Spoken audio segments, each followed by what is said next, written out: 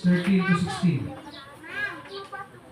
Katapusan na ato makikita characteristic of the book of Ephesians chapter 4 verse 13 to 16.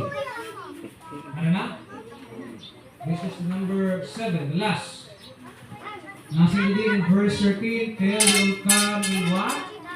In the unity of the faith and of the knowledge of the Son of God, and to a perfect man, and to the measure of the stature of the fullness of Christ. In verse 14, that we henceforth be no more what children tossed to and fro, and carried about with every way of doctrine by the sleight of men, and fueling craftiness, whereby we lie in wait to deceive.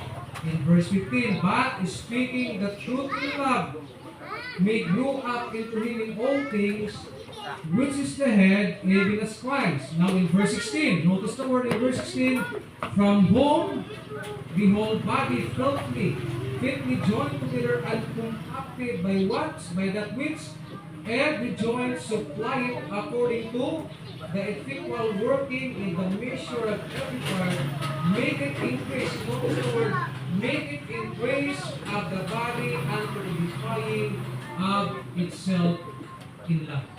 Number 7 na atong makikita, not only number 1 na ito, putting the needs of others first, acting as a servant.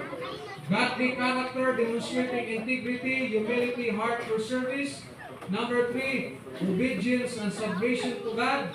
Number 4, courage and discipline, having strength to stand up for what is right. Number 5, forgiveness and compassion. Number 6, willingness to take the risk. And number 7, focus on growth and development of those the Number 7 na character na ating nakikita, hatinuod ng leader. Number 7, focus on growth and development of those the. It means to see, as a leader, you are visionary.